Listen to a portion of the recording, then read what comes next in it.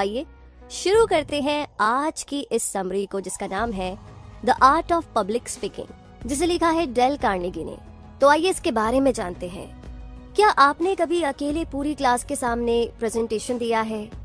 क्या कभी ऐसा हुआ है कि आप स्टेज पर हैं और हजारों लोगों की नजरें सिर्फ आप पर टिकी हो? क्या आप भी कोई स्पीच देने से पहले थोड़ा नर्वस फील करते हैं? अगर इन सारे सवालों का जवाब हाँ है तो ये बुक पढ़ करके देखिए, क्योंकि ये किताब आपके दिल से पब्लिक स्पीकिंग का डर हमेशा के लिए निकाल देगी। अब जरा सोच कर देखिए कि आपको स्कूल के एक इवेंट में कुछ बोलना है। अब इस बात के पूरे चांसेस है कि आप ये सोच कर के टेंशन में आ जाएंगे कि किस टॉपिक पर बोलना है। लेकिन टेंशन की कोई बात नहीं, क्योंकि आपके लिए टॉपिक चूज करने से लेकर के स्पीच डिलीवर करने के मेथड तक हर चीज में ये किताब आपकी पूरी मदद करेगी। डेल कार्नेगी लिखते हैं कि the art of public speaking उन लोगों के लिए है जिन्हें पब्लिक स्पीकिंग के नाम से ही पसीने छूटते हैं। इस बुक में उन्होंने कई सारे टिप्स दिए हैं जिन्हें पढ़कर के आप भी एक ग्रेट पब्लिक स्पीकर बन सकते हैं। इस बुक के अंदर कई सारे चैप्टर्स हैं जिसमें पब्लिक स्पीकिंग के डिफरेंट टॉपिक्स लिए गए हैं और हर चैप्टर के एंड में कुछ सवाल और एक्सरसाइजेस भी दी गई है जो आपको जानने में हेल्प करेंगे कि चैप्टर आपको कितना समझ में आया। और आपको और गाइडेंस देने के लिए हर चैप्टर के अंदर कुछ पैसेजेस भी है जिन्हें आप मेन टॉपिक के एग्जाम्पल की तरह यूज कर सकते हैं। लेकिन कोई भी चैप्टर अवॉइड ना करें, क्योंकि हर चैप्टर में एक लेसन है और अलग यूज है। तो ये तो हुई किताब की बात। अब आइए हम इसे शुरू करते हैं। फर्स्ट चैप्टर, ऑडियंस के सामने कॉन्फिडेंस बनाकर रखना, यानी कि acquiring confidence before an audience. कहने का मतलब ये कि हमें बोलते हुए कोई देख रहा है, ऑब्जर्व कर रहा है, हमारे बाल कैसे हैं, शूज तो ठीक दिख रहे हैं ना, ये कपड़े तो ठीक है ना, ये सोच करके ही अक्सर हम सेल्फ कॉन्शियस हो जाते हैं। लोग हमें जज करेंगे, ये ख्याल हमेशा हमारे मन में रहता है। लेकिन सवाल ये है कि क्या हमें इस डर को खुद पर हावी होने देना चाहिए? अब सवाल है कि इस डर से बाहर कैसे निकले, क्योंकि ऐसा तो होता है। तो जवाब इसका ये है, फेस इट, इसे फेस कीजिए, यानी कि डर का सामना कीजिए। आपको ऑडियंस के सामने स्पीच देनी है। फियर ऑफ पब्लिक स्पीकिंग यहीं से शुरू होती है। कई लोगों की आंखें आपको देख रही है, ये सोच करके ही आप नर्वस होने लगते हैं, राइट? तो इस डर से निकलने के लिए आपको बार बार प्रैक्टिस करनी होगी। जितना हो सके उतना पब्लिक के सामने बोलने की कोशिश करनी होगी। इसके बाद जल्दी ही आपकी हेजिटेशन भी दूर हो जाएगी और कॉन्फिडेंस बिल्ड होगा। इसीलिए जितना हो सके पब्लिक के सामने बोलने की प्रैक्टिस कीजिए। आपके अंदर का डर खुद ब खुद हट जाएगा, क्योंकि पहली कोशिश में गलती हो सकती है, मिस्टेक हो सकती है, मगर डरने की कोई बात नहीं। दुनिया में कोई भी परफेक्ट नहीं होता, पहली बार में सबसे गलती होती है। लेकिन लगातार प्रैक्टिस करते रहिए ताकि अगली बार बेहतर कर सके। दुनिया के बेस्ट मास्टर स्पीकर्स में से एक डैनियल वेबस्टर अपनी फर्स्ट स्पीच के दौरान इतने नर्वस हो गए थे कि वो स्पीच को बीच में ही छोड़कर वापस अपनी सीट पर जा बैठे थे। तो इस बुक में दिए गए 5 स्टेप्स आपको बताएंगे कि ऑडियंस के सामने कॉन्फिडेंस कैसे बनाए रखे। तो फर्स्ट स्टेप आता है कि आपकी ऑडियंस आपको ऑब्जर्व करती है, इसलिए आपको अपनी ऑडियंस पर फोकस करना है, क्योंकि यही वो लोग हैं जिनसे आपको डायरेक्ट बात करनी है, ना कि दीवार पर लटकी उस घड़ी से और ना ही उस प्लेटफॉर्म से जिस पर आप खड़े हैं। तो इस बात पर कंसंट्रेट कीजिए कि आप पब्लिक को क्या मैसेज देना चाहते हैं। इसके आगे सेकंड स्टेप की बात करें तो जो भी आपको बोलना है उसकी तैयारी करके आइए। अपनी स्पीच को अच्छे से याद कीजिए। एक खाली दिमाग के साथ प्लेटफॉर्म पर जाना बहुत बड़ी बेवकूफी होगी।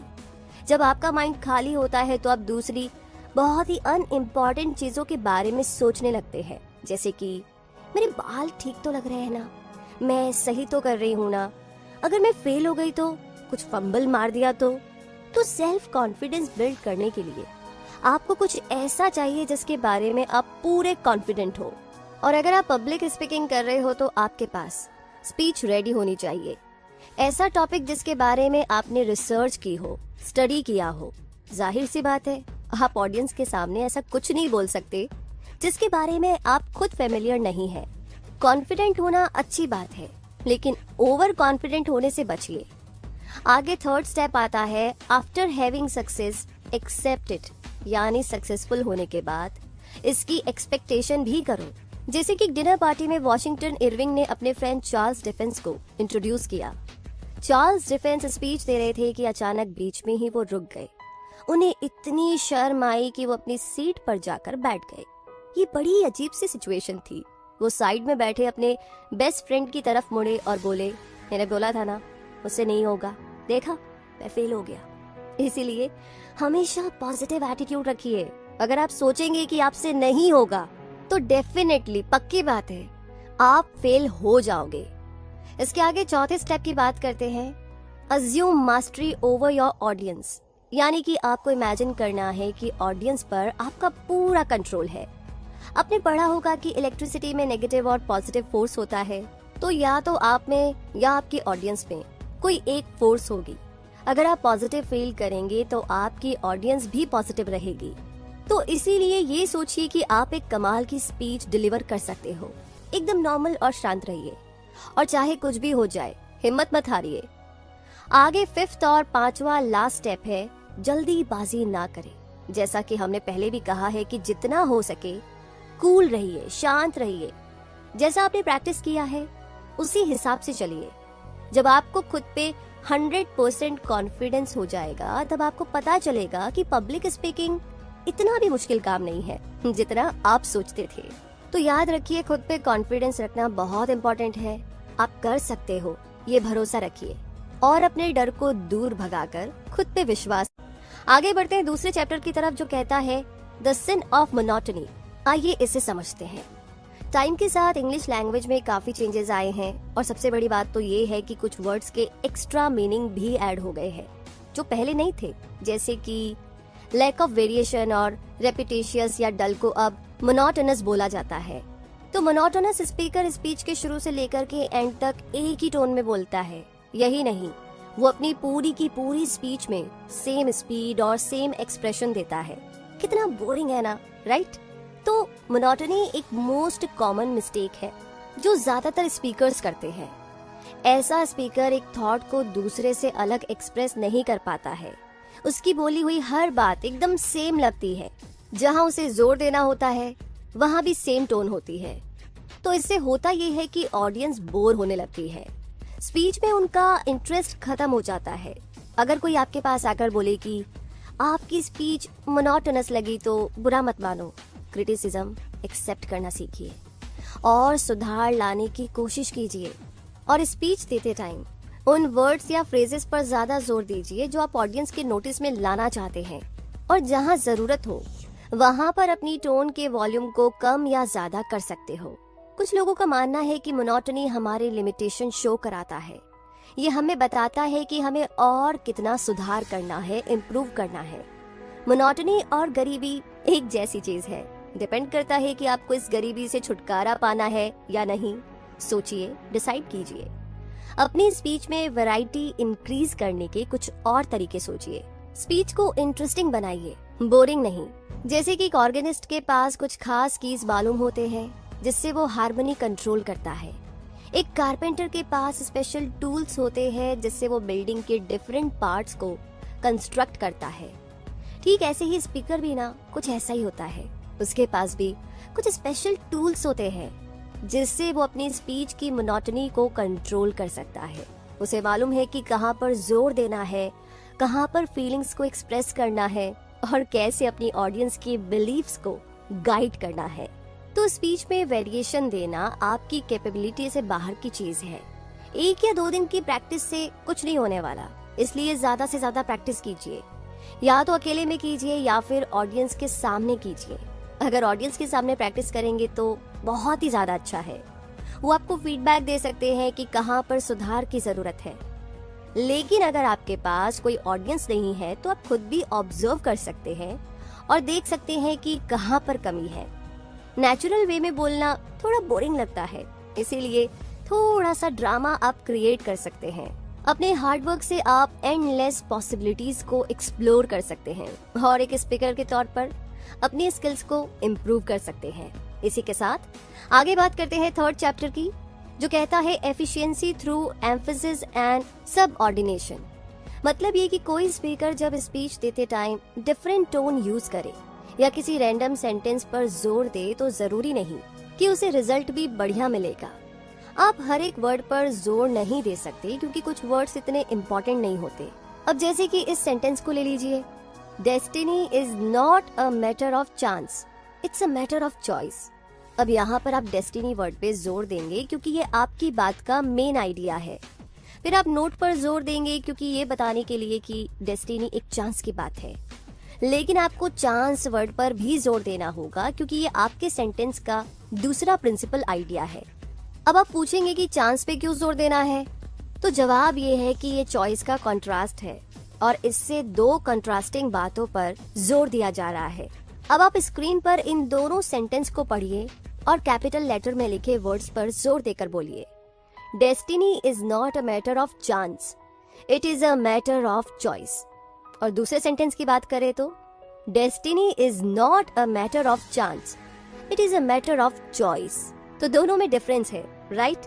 एक एवरेज स्पीकर फर्स्ट सेंटेंस में उन वर्ड्स पर उतना ही जोर देगा जो ज्यादा इम्पोर्टेंट नहीं है, लेकिन अगर एम्फेसिस और सब ऑर्डिनेशन में एफिशिएंट है तो आप सेकंड सेंटेंस पे जोर देकर बोलेंगे और ऑडियंस को वो words loud and clear way में याद रहेंगे। इस चैप्टर में एम्फेसिस का सिर्फ एक फॉर्म बताया गया है और वो है इम्पोर्टेंट वर्ड्स पे ज्यादा जोर देना और अनइम्पोर्टेंट वर्ड्स पे कम जोर देना। हालांकि हमें लाउडनेस को एम्फेसिस से कंफ्यूज नहीं करना चाहिए। कोई किसी वर्ड को जोर से बोलने का मतलब ये नहीं है कि वो इम्पोर्टेंट है, और वैसे भी जोर जोर से बोलना इंटेलिजेंस की निशानी नहीं होती। एक स्पीकर को ये समझना होगा कि एम्फेसिस का कोई परमानेंट रूल नहीं है, क्योंकि हम पहले से नहीं बोल सकते कि किस वर्ड पे जोर देना है और किस पर नहीं। तो ये स्पीकर की इंटरप्रिटेशन पर डिपेंड करता है और जरूरी नहीं कि हर स्पीकर सेम इंटरप्रेट करे। इसमें राइट क्या है और रॉन्ग क्या है ये बताना मुश्किल है, बस हमारे माइंड में ये प्रिंसिपल रहना। आगे बढ़ते हैं और बात करते हैं चौथे चैप्टर की, जो कहता है efficiency through change of pitch.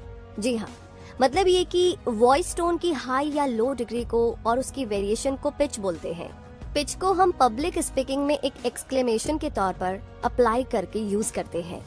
इस चैप्टर में आप सीखेंगे कि कैसे आपको अपनी स्पीच के अंदर वर्ड्स के डिफरेंट पार्ट्स में पिच को एफिशिएंटली चेंज करना है। थॉट के हर चेंज के साथ वॉइस चेंज की भी जरूरत पड़ती है, इसी को हम पिच बोलते हैं। जब स्पीकर पिच चेंज का रूल फॉलो करता है तो स्पीच में एक गुड वॉइस वेरिएशन आती है। हालांकि कुछ लोग इसे बड़े अनइफेक्टिव तरीके से यूज करते हैं, जिससे ऑडियंस बोर होने लगती है। तो बिगनर्स यानी कि नए सीखने वालों और प्रोफेशनल में चेंजिंग ऑफ पिच डिफरेंट होती है, खास करके जब उन्हें स्पीच याद हो। पिच के डिफरेंट वेरिएशंस होते हैं, जैसे एक पियानो होता है, पियानो में कई सारी कीज होती है और हर एक की एक अलग टोन या पिच होती है। तो यही हमारी आवाज के साथ भी है। हम अपनी स्पीच के अंदर वेरिएशन देने के लिए कई सारी टोन्स यूज कर सकते हैं और पिच भी लगातार चेंज होती रहती है। अब जैसे कि एक बच्चे को ही देख लीजिए, बच्चा मोनोटोनसली बात नहीं करता, यहाँ तक कि बड़े लोग भी डिफरेंट वेरिएशन में बोलते हैं। कभी बर्ड्स की चर्पिंग को आपने ध्यान से सुना है? इनकी आवाज कितनी प्यारी लगती है। इनकी वॉइस टोन बदलती रहती है, फिर भी हमें अच्छी लगती है। तो पिच चेंजिंग से भी हम एम्फेसिस कर सकते हैं, यानी किसी वर्ड को एक खास तरीके से बोलकर सुनने वालों का ध्यान उस तरफ खींच सकते हैं। इसका एक तरीका ये है कि आप उनकी अटेंशन लेने के लिए अपनी वॉइस पिच को एक खास डिग्री में चेंज कर दीजिए। जैसे एग्जांपल के लिए, अब कांग्रेस आगे क्या करने वाली है, ये हाई पिच में है, मुझे नहीं पता, ये लो पिच में है। तो अपनी वॉइस पिच में अचानक चेंज लाकर आप अपनी स्पीच के कुछ खास वर्ड्स या सेंटेंस पर जोर दे सकते हैं, लेकिन ध्यान रहे कि पिच बहुत हाई या लो ना हो जाए। और इसी के साथ आगे बढ़ते हैं पांचवें चैप्टर की तरफ, जो कहता है efficiency through change of pace. जी हाँ, चलते वक्त, भागते वक्त या मूव करते टाइम जो कंसिस्टेंसी रहती है उसे हम पेस बोलते हैं। पब्लिक स्पीकिंग में पेस का मतलब है tempo. Tempo rate of movement है। 1 मिनट के 600 में जब कोई गन शूट करती है तो वो फास्ट टेम्पो है, और एक ओल्ड मजल होल्डर जिसे लोड करने में 3 मिनट लगते हैं स्लो टेम्पो में शूट करता है। और म्यूजिशियंस उस टेम्पो से फेमिलियर होते हैं जिस स्पीड पर म्यूजिक का कोई पैसेज प्ले किया जाता है। टेम्पो चेंजिंग से डिलीवरी में नेचुरलनेस आती है और पब्लिक स्पीकिंग में नेचुरलनेस बहुत जरूरी है। टेम्पो में चेंज लाते रहने से आप अपनी स्पीच डिलीवरी को नेचुरल बना सकते हैं। जैसे कि मिस मार्गरेट के stage manager mister Howard Lindsay ने कहा था कि चेंज ऑफ पेस एक एक्टर के लिए मोस्ट इफेक्टिव टूल होता है और किसी भी स्पीकर के लिए इस टूल को अचीव करके यूज करना कोई इम्पॉसिबल चीज नहीं है। एक स्पीकर जब बोलते हुए अपना पेस चेंज करता है तो नेचुरलनेस साफ देखी जा सकती है और टेम्पो चेंज करने से आप एम्फेसिस भी ला सकते हैं। टेम्पो को अगर अचानक चेंज करेंगे तो ऑडियंस को तुरंत पता चल जाएगा। अगर आप अपनी ऑडियंस के सामने कोई पॉइंट रखना चाहते हैं, कुछ बहुत ही खास उन्हें बताना चाहते हैं, तो टेम्पो को तुरंत चेंज कर दीजिए। लोग एकदम से आपका पॉइंट नोटिस कर लेंगे, मगर आपको इसके लिए टेम्पो रेगुलेटिंग की प्रैक्टिस करनी होगी, वरना आपकी मूवमेंट ज्यादा फास्ट हो सकती है, क्योंकि ज्यादातर स्पीकर्स यही सेम गलती करते हैं। तो यहाँ पर हमें ये भी ध्यान रखना होगा कि इन चीजों को सीखने में वक्त लगता है, इसलिए टेक योर टाइम और लगातार प्रैक्टिस करते रहिए। और इन्हीं सारी प्रैक्टिस के साथ आगे एक छठे चैप्टर की बात करते हैं जो कहता है पॉज एंड पावर। मतलब ये कि पॉज और स्टम्बलिंग में फर्क होता है। पब्लिक स्पीकिंग में बड़ी ही ग्रेसफुली पॉज लिया जाता है।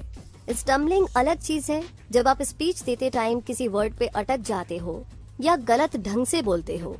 तो पब्लिक स्पीकिंग में पॉजिंग भी काफी मैटर करती है। आपकी स्पीच पर इसका पावरफुल इम्पैक्ट पड़ता है और आपको इम्पोर्टेंट वर्ड्स या फ्रेजेस से पहले या बाद में पॉज लेना पड़ता है, इसीलिए इसकी प्रैक्टिस काफी जरूरी है।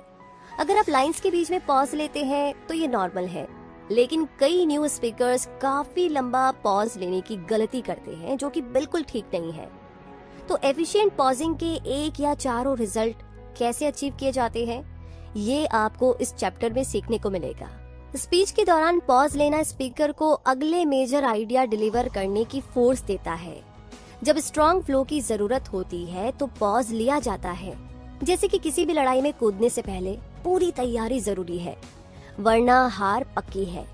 एक स्पीकर के थॉट उसके ऑडियंस के माइंड में नहीं भरे होते, स्पीकर को उन्हें बताना पड़ता है।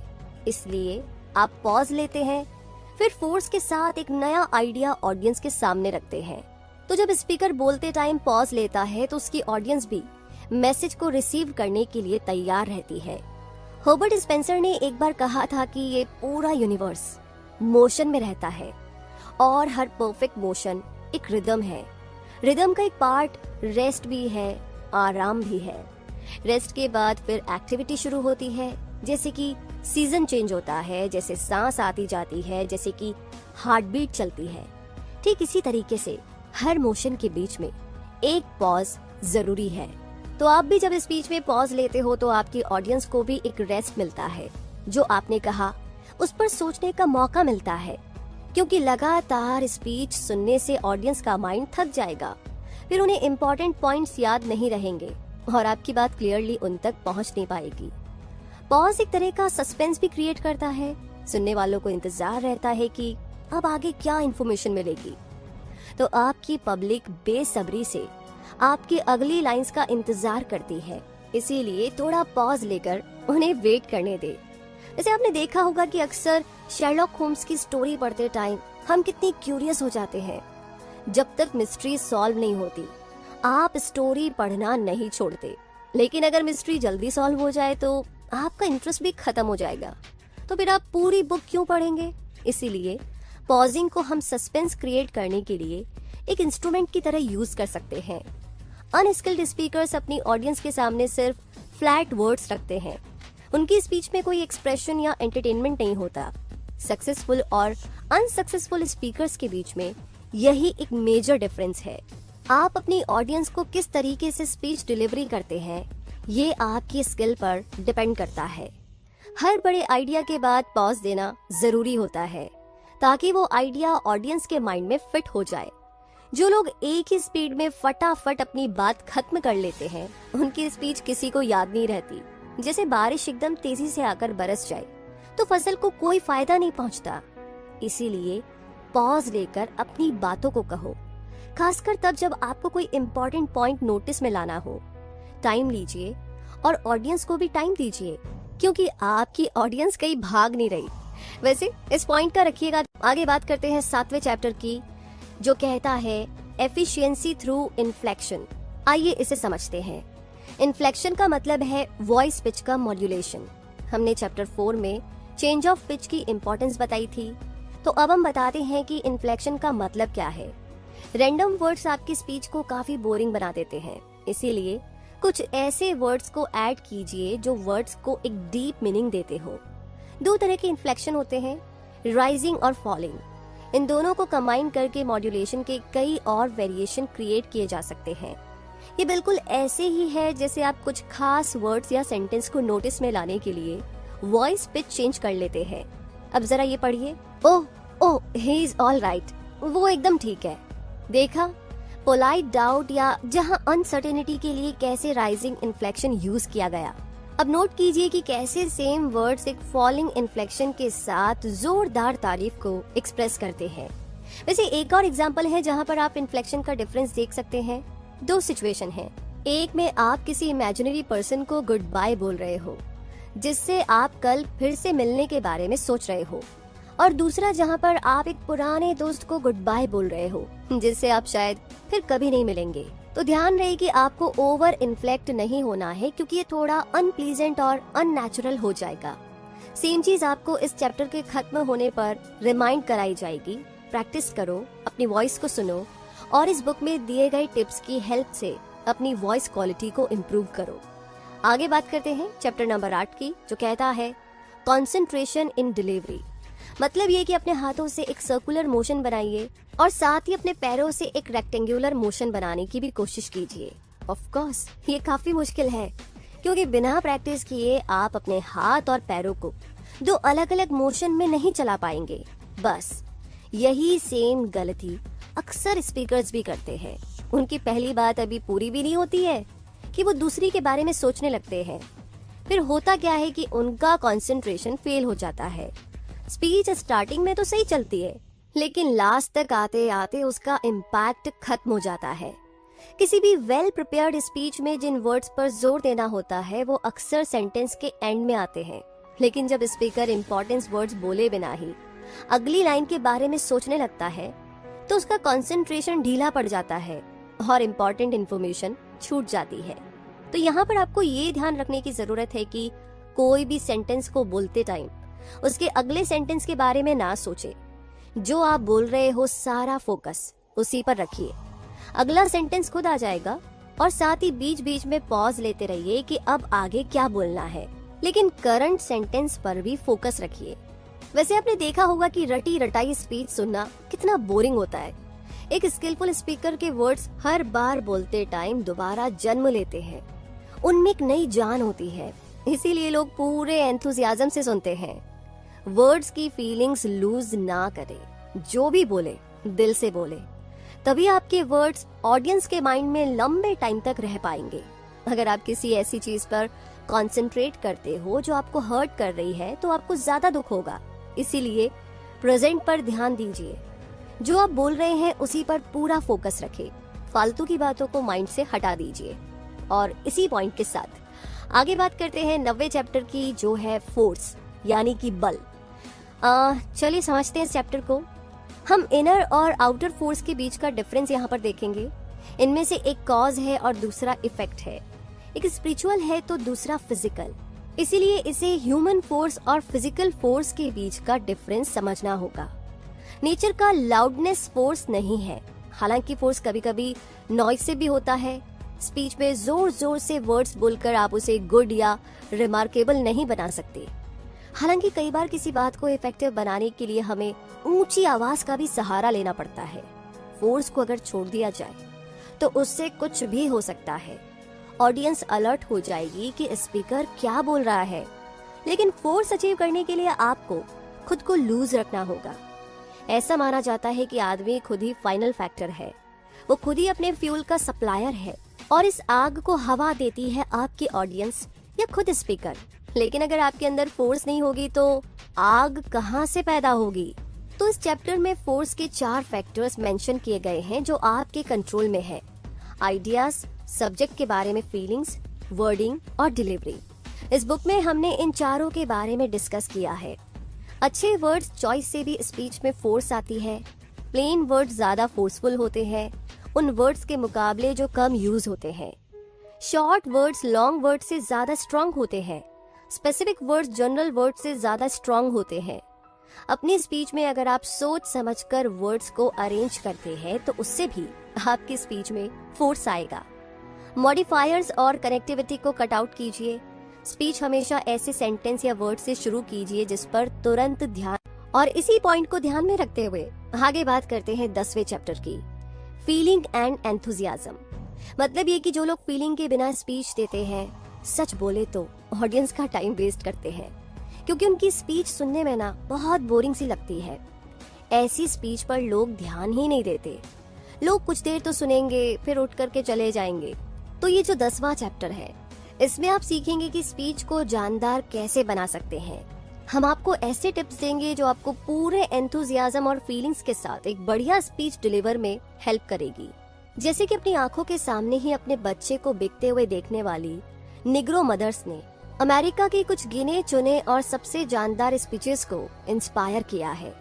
बेशक इन मदर्स को स्पीकिंग की टेक्निक नहीं पता थी और ना ही उन्हें बोलने का तरीका मालूम था, लेकिन उनके पास कुछ ऐसा था जो हर टेक्निक और रीजन से ज्यादा इफेक्टिव था, और वो थी उनके अंदर की फीलिंग जो अपने बच्चों के लिए फील करती थी। पॉलिटिकल पार्टीज अक्सर लोगों को या ऐसे बैंड्स को हायर करती है जो उनकी स्पीच में तालियां बजाते हैं और एंथुजियाज्म बढ़ाते हैं। अब लीडर सही बोल रहा है या गलत, ये तो सुनने वाले पर डिपेंड करता है, मगर इस बात पर कोई डाउट नहीं कि तालियों की आवाज लोगों का एंथुजियाज्म जरूर बढ़ा देती है, उनका उत्साह बढ़ा देती है। जैसे कि न्यूयॉर्क में एक वॉच मैन्युफैक्चरर ने एडवर्टीजमेंट की 2 सीरीज ट्राई की। एक में वर्कमैनशिप, ड्यूरेबिलिटी और वॉच के सुपीरियर स्ट्रक्चर की बात थी, और वहीं दूसरे एड में लिखा था एक वॉच जिस पर आप प्राउड कर सकते हो, जिसका साफ मतलब ये था कि अगर आपके पास ये वाली वॉच है तो आपको एक तरह का प्लेजर और प्राइड फील करना चाहिए। जरा अंदाजा लगाइए कि कौन से एडवर्टीजमेंट ने ज्यादा कमाई की होगी। ऑफ कोर्स दूसरे वाले ने। तो अपनी स्पीच में फीलिंग लाने का एक तरीका ये भी है कि आप कैरेक्टर में घुस जाइए। आप जो मैसेज देना चाहते हैं, जो पॉइंट रखना चाहते हैं, या फिर जिस पर्पस से आर्ग्यू करना चाहते हो, आप ये सारी चीजें अपने माइंड में अच्छे से बिठा लीजिए। जो बोलना है उस पर इतना यकीन कीजिए कि जब आप बोले तो लोगों को सच लगे। आपकी बात, आपके एक्सप्रेशन और आपकी फीलिंग्स मैच होनी चाहिए। अपने सब्जेक्ट के लिए ऑडियंस में सिंपैथी क्रिएट कीजिए। आपका एंथुसियाज्म रियल लगना चाहिए, तभी वो सामने वाले पर भी असर करेगा। ज्यादातर पब्लिक स्पीचेस में ह्यूमैनिटी के टॉपिक भी होते हैं, जैसे literature, modern language, human geography, law और पॉलिटिक्स, रिलीजन, आर्ट्स और हिस्ट्री। तो स्पीकर्स अक्सर अपने पॉइंट रखने के लिए या अपने टॉपिक की इम्पोर्टेंस को शो कराने के लिए इन टॉपिक्स को यूज करते हैं। इमेजिन कीजिए कि आप ऑडियंस हैं। अब इमेजिन कीजिए कि आपके सामने कोई स्पीकर बगैर किसी फीलिंग के अमेरिकन हिस्ट्री पर स्पीच दे रहा है, तो आप क्या करेंगे? जाहिर सी बात है, आपका ध्यान दूसरी चीजों पर चला जाएगा, क्योंकि जब आपको इंटरेस्ट ही नहीं होगा तो आप फोकस कैसे करेंगे? तो भला ऐसी स्पीच से क्या फायदा जब लोगों को कोई इन्फॉर्मेशन या नॉलेज ही ना मिल पाए? तो एक एवरेज स्पीकर स्पीच देते टाइम थोड़ा शर्माता है, उसकी फीलिंग्स ऑडियंस के सामने खुलकर नहीं आ पाती। लेकिन आप अगर प्रैक्टिस करते रहेंगे तो आपका कॉन्फिडेंस बढ़ेगा। फिर आप भी किसी प्रोफेशनल स्पीकर की तरह एक जानदार और शानदार स्पीच दे सकते हैं। एक ऐसी स्पीच जो आपके सुनने वालों को लंबे टाइम तक याद रहेगी। तो इन्हीं सारे कॉन्सेप्ट और प्रैक्टिस के साथ आगे टाइम है इस समरी के कंक्लूजन का।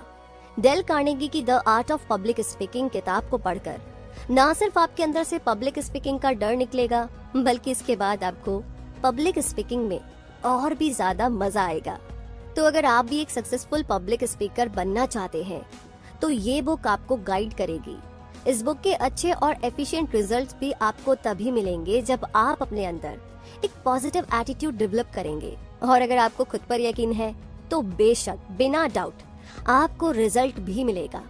और इसके लिए डिसिप्लिन भी उतना ही जरूरी है। रूल्स फॉलो करने पड़ेंगे, टिप्स और गाइड यूज करना होगा। इस बुक के हर चैप्टर में दिए गए सवालों के जवाब देने होंगे, लेकिन आपको एक भी चैप्टर स्किप नहीं करना है, अवॉइड नहीं करना है, क्योंकि हर एक चैप्टर में एक लेसन है जो आपको मिस नहीं करना है। जल्दीबाजी बिल्कुल ना करें, जल्दीबाजी से कभी भी कुछ हासिल नहीं होता। पब्लिक स्पीकिंग एक आर्ट है जिसे आप प्रैक्टिस के साथ ही धीरे धीरे सीख